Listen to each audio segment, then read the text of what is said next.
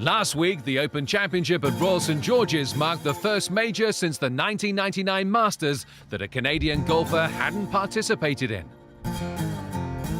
Golfing World travelled to Winnipeg for the Canadian Tour's Players' Cup and found the only people not worried about the state of the game in the Great White North are the Canadian golfers themselves.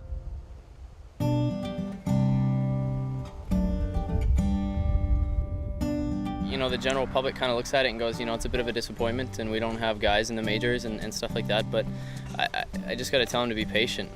There's a lot of good talent out here on the Canadian Tour especially. You know, a lot of good, solid 22, 20, 21-year-olds that are just coming up, so. And then as well, we got a good crop of juniors as well, so. But what you got to look at is how many guys are regulars on tour right now. I think 5 years from now, yeah, you'll see a few guys climbing into the top 50, and there'll be a day again when some Canadians are winning consistently on tour. Golf Canada is looking at how to bridge the gap from promising amateur to seasoned pro. Well, I think we definitely have the talent to do it. There's no question about it. I don't think it's ever been a question of talent. It's more getting our guys the opportunity to compete at that highest level to gain the experience to move on. And with world ranking points and affiliations with other tours, the Canadian Tour is supplying those opportunities, not just to Canadians, but golfers from 20 countries around the world, including Hugo Leon from Chile. Well, it's a great tour. It's very well organized, and it's very nice to travel on. You know, it's just all great conditions for people looking for places to play. You know, and great opportunities here. If you play well, you get chances on bigger tours. You know, you get world points. It's a tour that, on top of developing your game at the time, it rewards you for good playing. So it's just, you know, ideal conditions.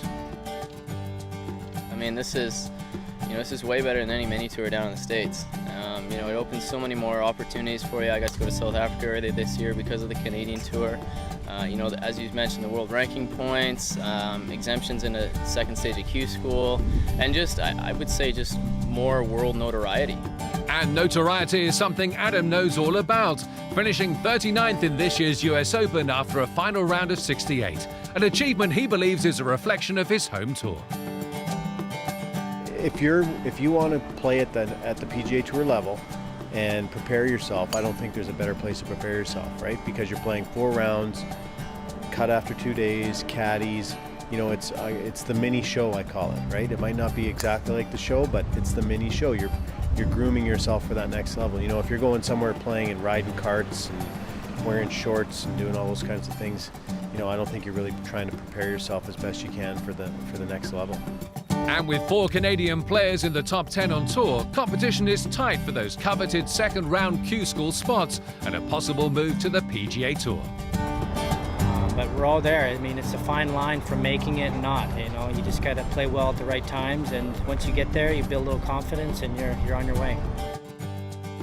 You know, you're always thinking, well, I wonder what I would shoot if I got on those courses, and now you get to play on those courses, and you play well, and you know, you beat guys like Mickelson and Donald, and it's like, well, any given week, right? So, you know, the goal is just to get out there and do that every week now. And we're confident it won't be long before Canadian golf is once again on the world stage.